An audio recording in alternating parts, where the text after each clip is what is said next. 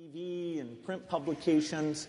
And so it's a great time to be starting a business because the disruption factor that technology provides, I'd say the majority of new businesses will ride that as a key factor of why they can succeed now, and yet nobody did that business in the past.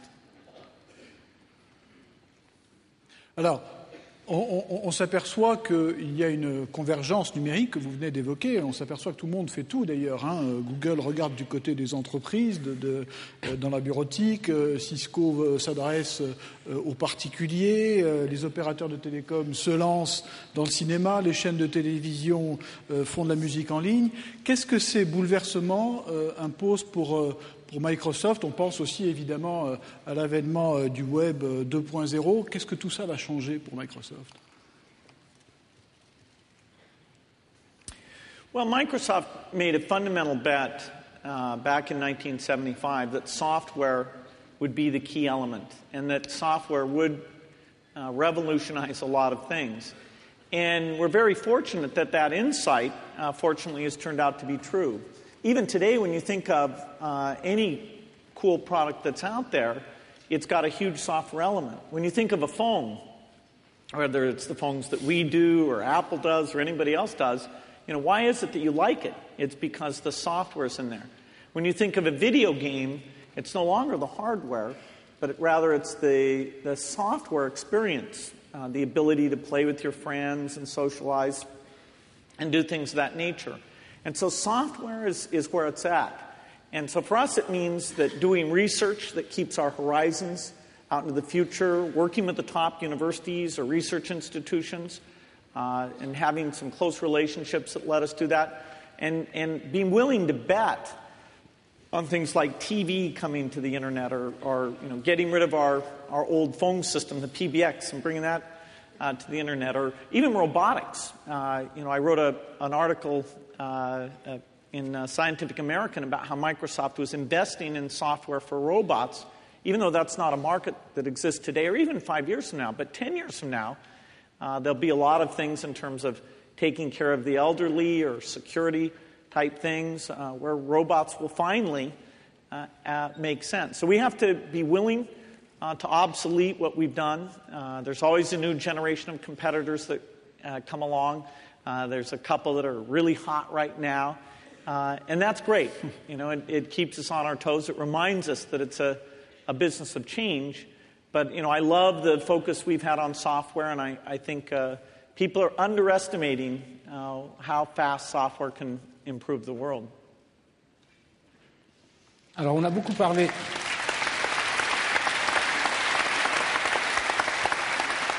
Nous avons beaucoup parlé depuis le début de ces échanges de mutations technologiques. On ne peut pas parler de business aujourd'hui sans parler aussi de la révolution macroéconomique avec la mondialisation, la globalisation.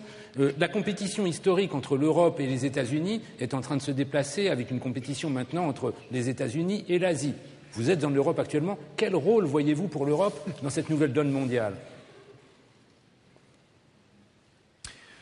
Well, the great thing about the competitive environment is that as each country does a better job educating its people and bringing them into the economy, what Thomas Friedman calls the flat world. His book is called The World is Flat, which I think is a great book to talk about these big changes. As each country participates more and more, it's a great thing. It's a very positive thing. It's not like war where somebody wins and somebody loses. If China invents new medicines that cure cancer, that's absolutely a good thing. As different countries make lower cost products, we're all just contributing on a better basis.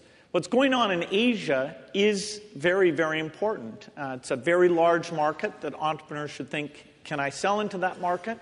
And entrepreneurs have to think, what competitors might I have that will come out of the incredible things going on there. After all, it's a huge part of the world's population. It's been kind of an unnatural thing that because they didn't have the right level of education, that they didn't participate in the world economy the same way that Europe and the United States did. So we're all going to be challenged to do better, but the size of the market, when you do well, will be substantially larger than it's ever been in the past. So a little bit more specialization and a lot more opportunity. And so thinking that through and even going over and spending time there, sometimes partnering with organizations over there, that's part of the new business model.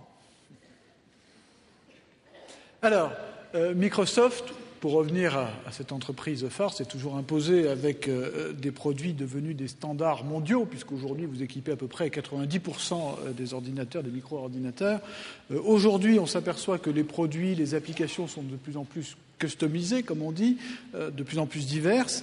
Comment est-ce que ça vous amène à réfléchir sur l'avenir, sur vos productions? Et puis, est-ce que Vista va devenir, en tout cas vous le souhaitez peut-être, un standard mondial? Comment est-ce que Vista va s'introduire dans cette stratégie? Yeah. Well, Windows Vista, because it's a successor to Windows XP, there's really no doubt it's going to be used on hundreds of millions of computers over the next couple of years. And the key thing we look for, although there's a lot of fun stuff built in, like parental control or editing high-definition movies or making it easy to connect, even though it has those things built in, the thing of most interest is where our partners take it. Because the strength of Windows, the reason it became that global standard, is that we had more than 10 times as many people building on top of our system, partners who took advantage of that. And in fact, the revenue for those partners is about 10 to 12 times greater than the revenue we get. But that was a new business model. Computing hadn't been done that way. IBM, that came before, tried to do all the pieces, including the hardware and the applications, and we just took one slice and put our focused energies into that. And that model worked out well. So we know Vista is going to be very important out there and drive things to a new level. With Vista, with Office, with the new phones, new TVs, there's a lot of these digital activities. And the way I like to think about it is the digital work style and digital lifestyle, year by year, are advancing, and the pace is just getting faster and faster.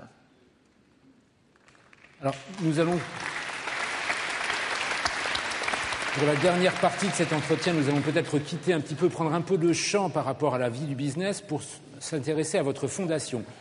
À 50 ans, contre toute attente, vous avez lâché les rênes, quitté la direction opérationnelle de Microsoft, entre autres pour consacrer de plus en plus de temps à vos actions dans le domaine humanitaire. Quelles ont été les motivations de cette décision?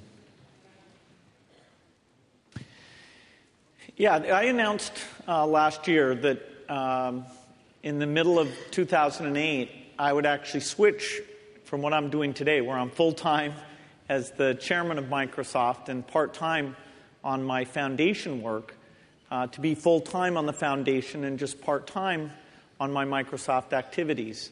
And that's a hard decision because I love my job. Software is probably more interesting today than it's ever been. But there's some great people at Microsoft, like Ray Ozzie, who's going to step up into my role as chief software architect. And the things that need to be done in terms of global health, which is the focus of the foundation, there are really some uncharted territories. How we draw in the biotech and pharmaceutical companies, how we work with the governments, how we deal with the big challenges in parts of Asia and Africa that so far have not really been solved. And I bring just like I did to software, a lot of optimism to that we will get a vaccine for malaria or tuberculosis and AIDS, and that those things can make a huge difference in creating sort of an equality of how we view the value of the lives there and the economic opportunity. So in some ways it's even a wilder dream than we had about computing. And so I'll miss the Microsoft work, but I'm quite excited that I get to spend even more time on the foundation.